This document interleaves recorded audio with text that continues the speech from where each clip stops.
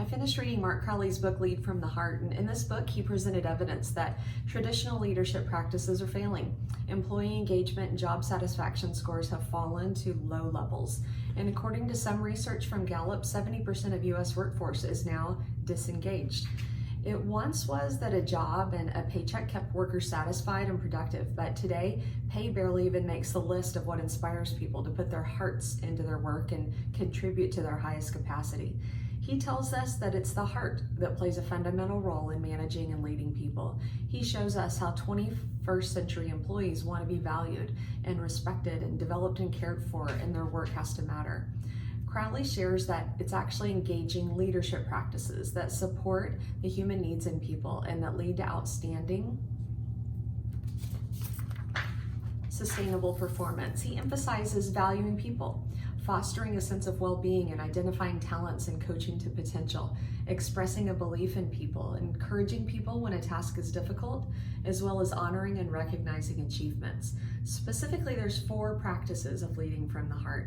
Number 1, hire people with heart in order to build a highly engaged team. Number 2, connect with people on a personal level. 3, empower the heart in order to maximize employee potential. Number 4, inspire the heart in order to value and honor those achievements.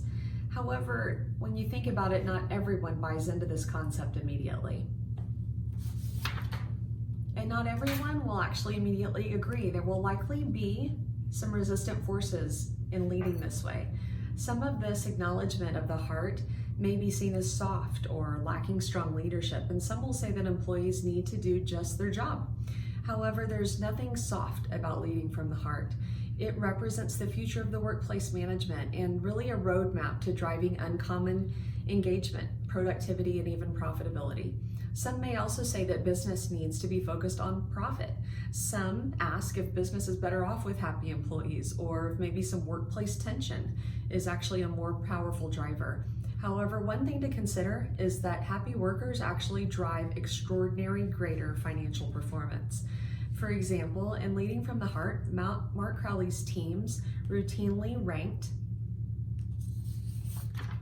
in the top 5% of some of the largest financial services companies in America. I loved the quote, "Contented cows produce more milk." I found it fascinating that in a webinar with Mark Crowley, he noted that if you were to ask the people that worked for him and his teams, just use one word to describe him, you might guess that he was going to say heart, but they actually said demanding. And I appreciated Mark Crowley's emphasis on the fact that it's authentic, it's supportive leadership that makes a true difference.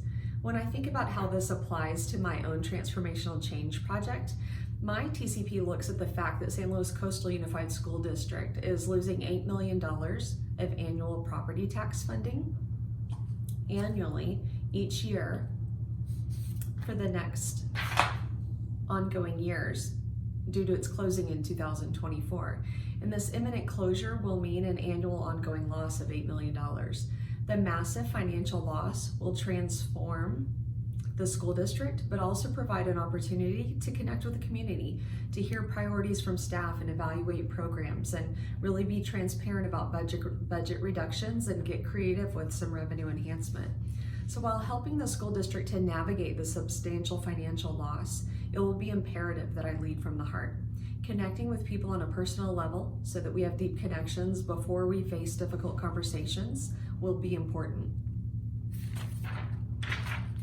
Ensuring that all stakeholders are truly heard and understood during difficult decisions and working with teams to value input and create solutions will also need to occur. Finally, staff members in the community will have strong, emotionally charged opinions. I will also need to value and honor achievements so that the organization can remain positive and continue to face forward toward great educational programs and decisions.